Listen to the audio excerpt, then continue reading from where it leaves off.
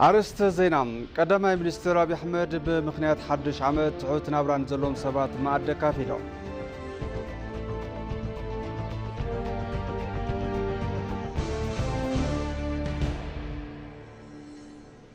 بزهنت صباقا عقم من إثيوبيا يكبل قلقالوت كوميونيكيشن منغستي مع التحابراونة أمريكيتو أبا زوصو مجلس حبيرو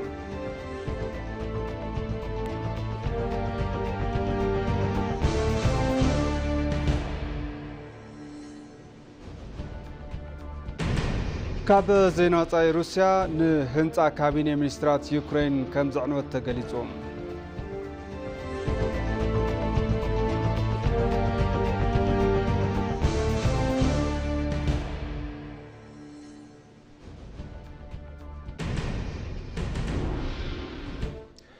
سلام طعنا بالله يزخوركم تملكتي كما يتعلو لك ساعات ساعات قينو نص ساعات تلالو زيناتات حزنا مصينا لنا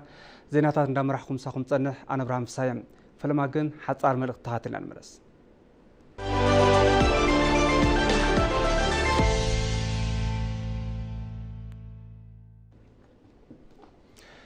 فلما بحصرتي زيناتاتنا كنجمر إثيوبيا ببركز ولو ጸጋታት استملت هاجر ياكبلو قدما منستر أبي أحمد تزاريبهم توم ጸጋታት استنጻጸሉ ዘይኮንስ فوليات يوم كبلو أب معلت حبري بزهنت صباقه إثيوبيا ملكيتهم أبز محالفو ملغتي ገሊጾምሎም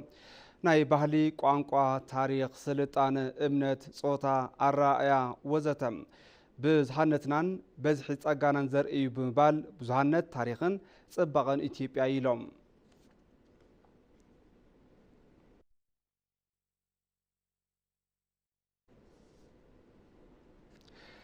بزهنت ጽባቐን ዓቕምን ኢትዮጵያ እዩ ክብል ግልጋሎት ኮሚኒኬሽን መንግስቲ መዓልቲ ሓበራውነት ኣመልኪቱ ኣብ ዘውፅኦ መግለጺ ሓቢሩሎም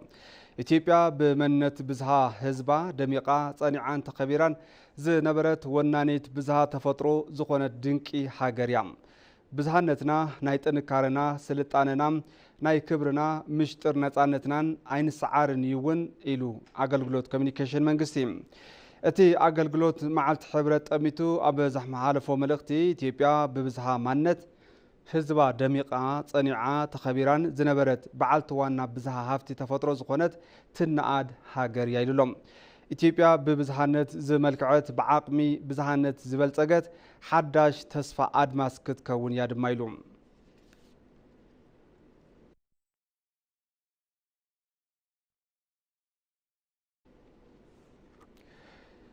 ብዙህነት ሕብረት ዘደልድል ሓይሊ ሰዓራይነት ይክብሉ ሚኒስትር ሰላም ኣይተ መሐመድ እድሪስ ተዛሪቦም ብዙህነት ጽባቐ ኢትዮጵያ ብዝብል መሪ ሓሳብ ዝኽበር ዘሎ መዓልቲ ሕብረት ዝጠመተ ፓናል ዘተ ተሳሊጦም ቶም ሚኒስትር ኣብቱ መድረኽ ኣብ ዘስምዕዎ መደረ ኢትዮጵያውያን ጥንታውን ልዑልን ታሪኽ ዘለዎ ሃገርናም ዝሃነጸቶም ክብርታት ብምሕላው ናይ ብሔር ሃይማኖት ቋንቋን ባህልን ኣፈላላያት እንተዓቀቦም በብዘበኑ ዝተፈጠሩ ጸገማት ብምጽዋር ዓወታት ተጎናጺፎም እዮም ኢሎም ሓበራዊ ዘኹርዕ ታሪኽ ሓበራዊ ሃፍትታትና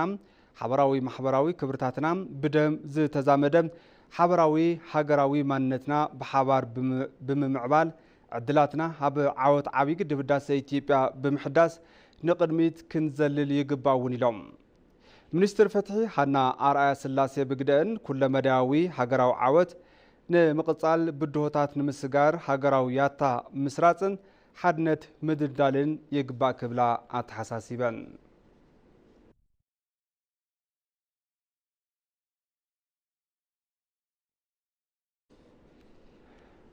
መዓልቲ ሕብረት ብዙሃነት ጽባቐ ኢትዮጵያ ብዝብል መሪ ሓሳብ ኣብ ክልል ኦሮሚያ ብዝተፈላለዩ ምድላዋት ተኸቢሩ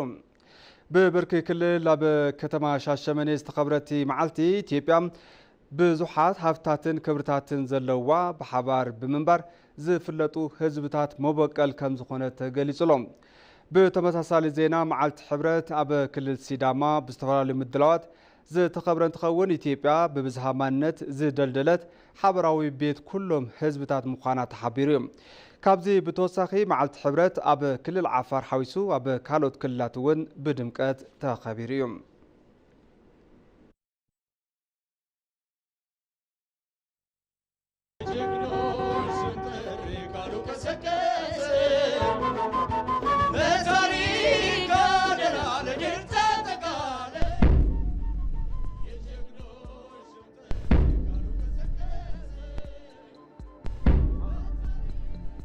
دتشي إنجفنون أدوا أرجاو كي أبوتي كنيارت هرأس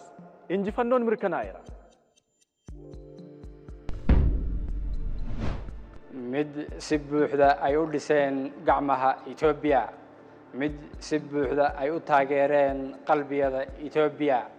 أناقو عيدنا ما أين النسين يسقو بيحرين كنا وين أدب عرشة إثيوبيا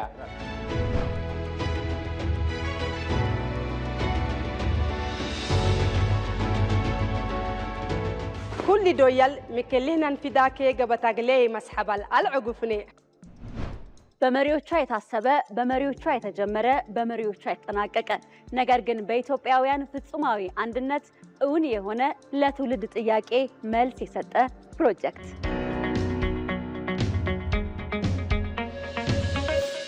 ኣብ ዓድዋ ኣየታትና ተሓባቢሮም ጸላኢ ነበረ ከም ዝገበርዎ ኩሉ ዓብይ ግድብ ህዳሴ ኢትዮጵያ እውን ናይ ዘበና ዓድዋ እዩ መግለጺ ሓድነትናን ጽንዓትናን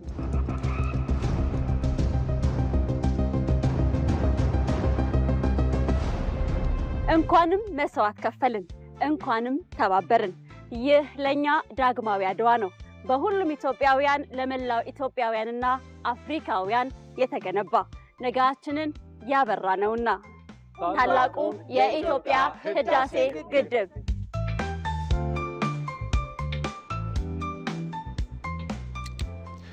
ማዕድ ዜና ሕዝውን ይቅጽል ተመልከቲ ኮሚሽን ሀገራዊ ምክክር ኢትዮጵያ በካናዳ ምዝነብሩ ኢትዮጵያውያንን ትውልደ ኢትዮጵያውያንን ንምትእኽኻብ አጀንዳ ዘዳለው መድረክ ተጀሚሩ ምክትል ዋና ኮሚሽነር ሀገራዊ ምክክር ኢትዮጵያ ሂሩት ገብረስላሴ ኣብቲ መድረክ ኣብ ዘስምዖ መደረም ንሕና ኢትዮጵያውያን ታሪክ ዘይርስዖ ዓወት ዘመዝገብና ኢና ኢለን ኣብ ዝሓለፉ 10 ዓመታት ግና ዘይንረዳዳእን ናብ ጎንፂ እናምራሕናን ብምጽናሕና ክንድቲ ዝድለ ንቅድሚት ክንስጉም ኣይከኣድናን ኢለን እተን ኮሚሽነር ማሕበረሰብ ዲያስፖራ በጉዳይ ሃገሩ ዝውስነሉ ዕድል ክርከብ እቲ ኮሚሽን እናሰርሐ ምዃኑ ምግላጸን እውን ኣብቲ ኮሚሽን መተሓበሪ ዘፈር ሚድያን ኮሚኒኬሽንን ጌራ ጌታቸው ንኢቢሲ ዶስትሪም ገሊጾም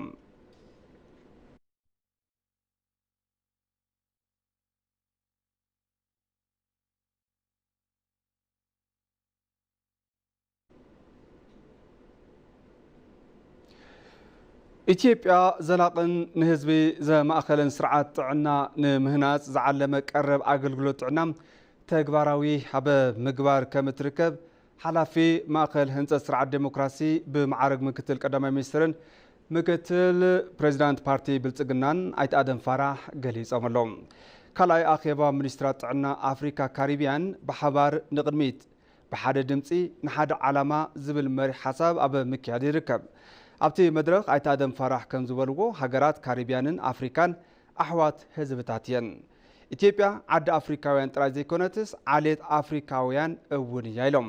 ናይ ሎሚ መድረክ ዲፕሎማሲያዊ ዘይኮነስ ናይ ሓባር ባህልን ምትእስሳርን ዘለዎም ህዝብታት ብሓባር ዝተረኸበሉ ስፍራ ምዃኑ እውን ጸሪሖም እዮም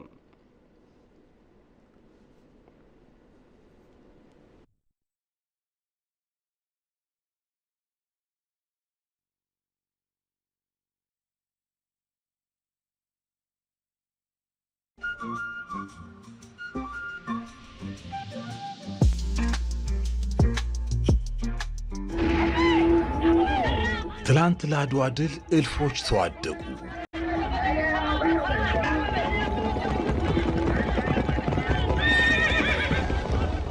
ሀገርና ነጻነት በደም ጸና የዛሬው አርበኛ በአባቶቹ ገድል ቀና ብሎ ይሄዳል ደግሞም የራሱን የድል ታሪክ ይጽፋል ኃይሉን አስተባብሮ ጸጋዎቹን ሰብስቦ ሀገር የሚሰራ ተፈጥሮን ጠብቆ እንደ አዲስ የሚሞሽር ታሪኩን ጠብቆ ሀገሩን የሚያስጌጥ ህብረቱን አጋምዶ ምድርን የሚያለብስ የሀገሩን ጥቁር ታሪክ ለመቀየር ይተጋል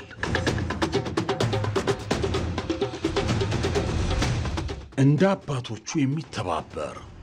የራሱን ደማቅ ታሪክ የሚያኖር ትውልድ የአባይ ልጅ ታላቁ የኢትዮጵያ ህዳሴ ግድብ የሁለተኛው የአርበኝነት ትውልድ ተምሳሌት የትብብር ኃይል የአንድነት ትዕምርት ኢትዮጵያዊነት አሸናፊነት ነው።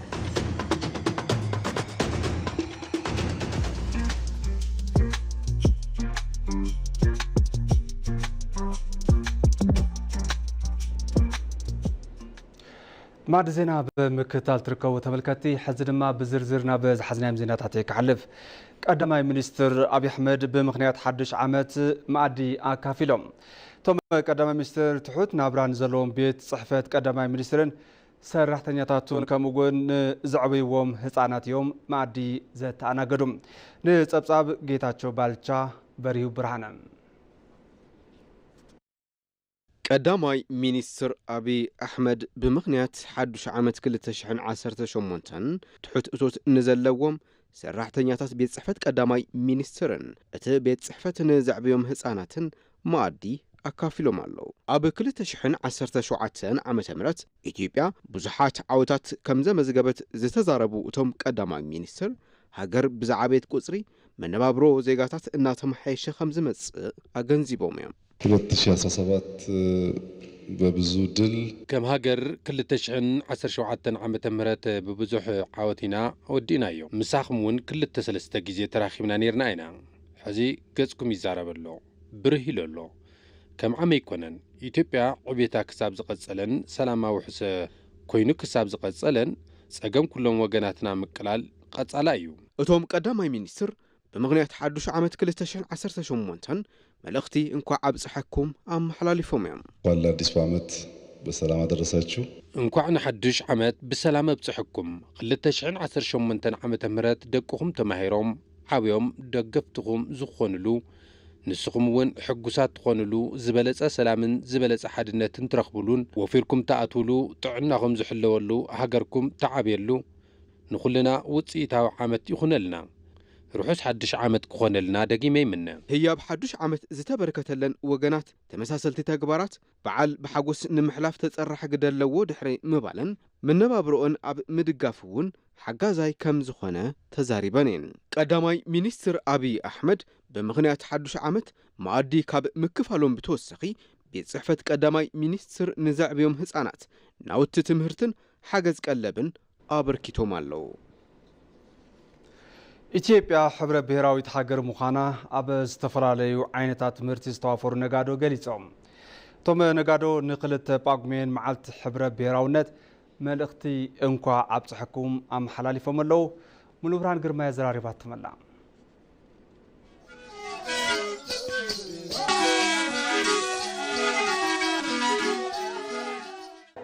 ጳጉሜ 2 የህብር ቀን እንደመሆኑ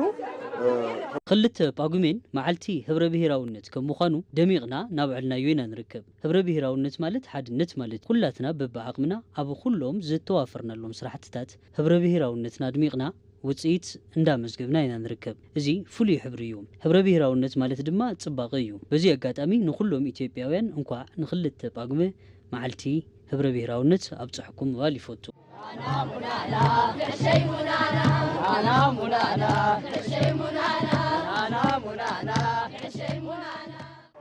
ይሄ ህዳሴ ግድብ እንደሚታወቀው ህብረተሰቡ ተባብሮ በኢትዮጵያዊነት ስሜት ከም ዝፍለጥ ግድብ ህዳሴ ዘርኢ ሕብሪ እንከይፈለየ ሕብረተሰብ ተሓባቢሩ እዩ ሃኒጽዎ እዚ ሕብረ ብሔራዊት ሃገር ከም ዘላትና እዩ ዘርኢ ብኢትዮጵያዊነት ስምዒት እዩ ተሃኒጹ ኣብ ጉዳይ ሃገሩ ኩሉ ሓደ እዩ ሕጉስ እውን እዩ እዚ እዩ ዝተፈላለየ ቋንቋ ሒዝኻ ምእንቲ ሃገርኻ ሓደ ምዃን ማለት ስለዚ እንኳ ኣብጽሕኩም ምባል ይፈቱ ንመዓልቲ ሕብረ ብሔራዊነት ንኹለኹም ኢትዮጵያውያን እንኳ ኣብጽሕኩም ምባል ይፈቱ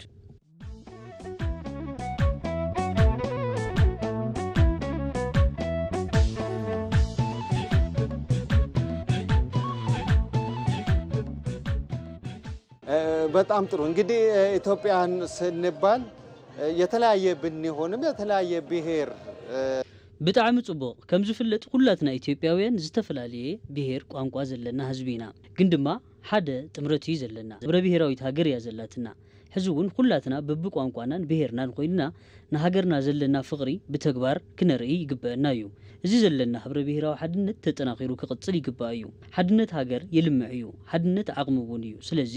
እዚ ንወለዶ ክሰጋገር ኣብ ምግባር ብጽሒትና ንዋፃ ስለዚ ሕዝውን እንኳዕ ኩለኩም ኢትዮጵያውያን ንክልተ ጳጉመ መዓልቲ ህብረ ብሄራውነት ኣብፅሕኩም መባል ይፈቱ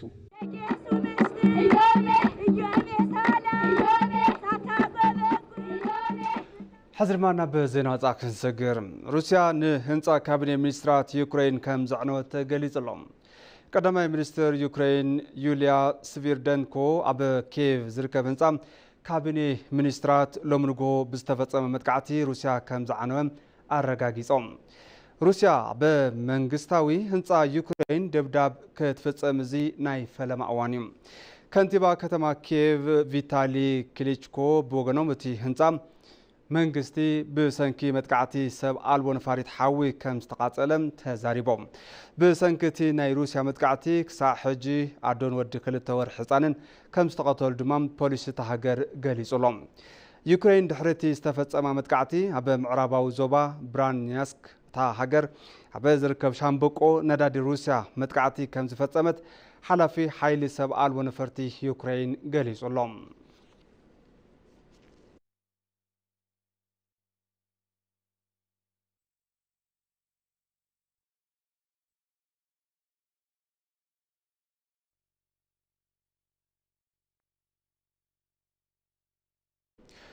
كبرات تملكتنا معد زينا قدمي مزامنا قند زيناتات زعلتك كزخاخركم قدماي مينستر ابي احمد بمقنيات حدش عمد حوت نابران زلوم سبات معد كافيلو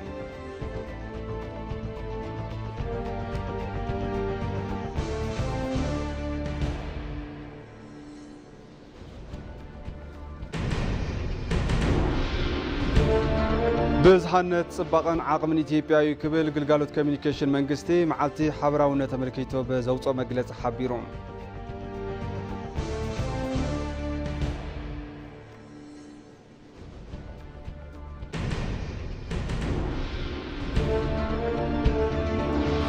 ካብ ዜና ወጻኢ ሩስያ ንህንጻ ካቢኔ ሚኒስትራት ዩክሬን ከም ዘዕነወት ተገሊጹ